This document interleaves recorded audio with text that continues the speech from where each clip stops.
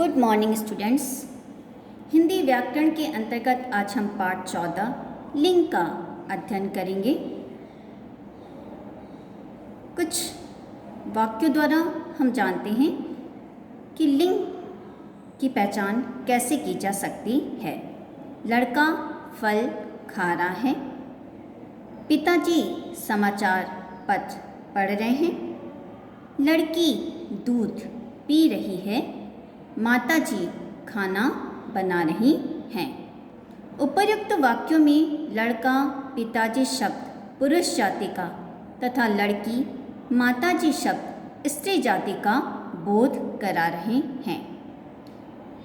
संज्ञा के जिस रूप से यह पता चले कि दिया हुआ शब्द पुरुष जाति का है अथवा स्त्री जाति का, उसे लिंग कहते हैं। अतः हम कह सकते हैं कि शब्द के जिस रूप से स्त्री जाति अथवा पुरुष जाति का बोध हो, उसे लिंग कहते हैं। हिंदी में लिंग के दो भेद हैं, पहला पुल्लिंग, दूसरा स्त्रीलिंग। शब्द के जिस रूप से पुरुष जाति का बोध होता हो, उसे पुल्लिंग कहते हैं। जैसे हिमालय, गेहूँ, कान, हीरा, घोड़ा, गायक। उपर्युक्त चित्रों के नाम से पुरुष जाति का बोध हो रहा है, इसलिए ये सभी पुल्लिंग शब्द हैं। स्त्रीलिंग शब्द के जिस रूप से स्त्री जाति का बोध होता हो, उसे स्त्रीलिंग कहते हैं। गंगा, अग्नि, गाय, लड़की, औरत, चिड़िया।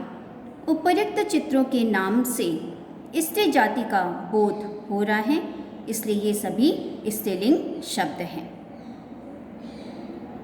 अब जानते हैं कि लिंग की पहचान कैसे की जा सकती है। पुल्लिंग की पहचान करने के कुछ नियम हैं जो इस प्रकार हैं। जिन शब्दों के अंत में अक, त्व, य, आ, आवा, औड़ा, पन, न आते हैं, वे प्रायः पुल्लिंग होते हैं।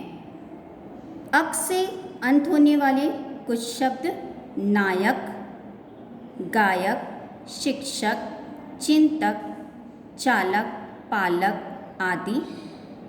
इन शब्दों में शब्द के अंत में अक आ रहा है। नायक यहाँ पर भी अक आ रहा है। गायक, इसमें भी अंत में अक आ रहा है। शिक्षक, चिंतक, इन सभी में अक अंत में आ रहा है। त्व, जिन शब्दों के अंत में त्व आता है वो भी पुल्लिंग के अंतर्गत आते हैं, जैसे गुरुत्व, बंधुत्व, साधुत्व, ममत्व, पुरुषत्व आदि। य, जिन शब्दों के अंत में य आता है वे भी पुल्लिंग के अंतर्गत आते हैं, जैसे शिष्य, स्वास्थ्य, भवदीय, आलस्य आदि। आ, जिस शब्द के अंत में आ स्वर आता है वे भी पुल्लिंग के अंतर्गत आते हैं, जैसे घोड़ा, मोटा, लोटा, घोड़ा, झगड़ा, सोना, तौला आदि। आवा, जिन शब्दों के अंत में आवा आता है वे भी पुल्लिंग के अंतर्गत आते हैं, जैसे दिखावा, यहाँ पे आवा आ रहा है। आप उच्चारण करेंगे तो आपको उच्चारण करते समय ये महसूस होगा कि यहाँ पे आवा आ रहा है, और लिखते समय भी आप देखेंगे तो यहाँ पे आवा आ रहा है। चढ़ावा, बुलावा, पहनावा आदि। औड़ा, जिन शब्दों के अंत में औड़ा आता है वे भी पुल्लिंग के अंतर्गत आते हैं, जैसे हथौड़ा, पकौड़ा आदि। पन, जिन शब्दों के अंत में पन आता है वे भी पुल्लिंग के अंतर्गत आते हैं, जैसे बचपन, छुटपन, बड़प्पन, अपनापन, लड़कपन आदि। ना, जिन शब्दों के अंत में ना आता है वे भी पुल्लिंग के अंतर्गत आते हैं, जैसे पढ़ना, लिखना, चलना, टहलना आदि। पर्वत, सागर, देश, ग्रह, मास, वार, पेड़, अनाज, रथ, धातु, द्रव आदि के नाम प्रायः पुल्लिंग होते हैं। पर्वत के नाम जैसे हिमालय, विंध्याचल, अरावली, सतपुड़ा आदि। सागर के नाम हिंद महासागर, प्रशांत महासागर, अरब सागर आदि। देश के नाम भारत, फ्रांस, नेपाल, अमेरिका, रूस आदि। श्रीलंका स्त्रीलिंग के अंतर्गत आता है। ग्रह के नाम जैसे शनि, मंगल, बुध, बृहस्पति, अरुण, वरुण आदि। पृथ्वी स्त्रीलिंग के अंतर्गत आता है। मास के नाम जैसे फरवरी, मार्च, अप्रैल, अगस्त, चैत्र, वैशाख आदि। जनवरी, मई, जुलाई ये स्त्रीलिंग के अंतर्गत आते हैं। वार के नाम जैसे सोमवार, मंगलवार, बुधवार, गुरुवार, शुक्रवार, शनिवार, रविवार ये पुल्लिंग के अंतर्गत आते हैं।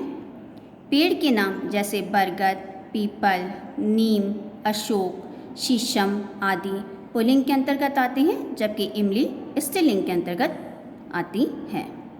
अनाज के नाम जैसे गेहूँ, जौ, चना, बाजरा आदि पुल्लिंग के अंतर्गत आते हैं, जबकि मक्का, ज्वार, अरहर आदि अनाज स्त्रीलिंग के अंतर्गत आते हैं। रत्न के नाम जैसे हीरा, मोती, पन्ना, नीलम, मूंगा, माणिक आदि पुल्लिंग के अंतर्गत आते हैं।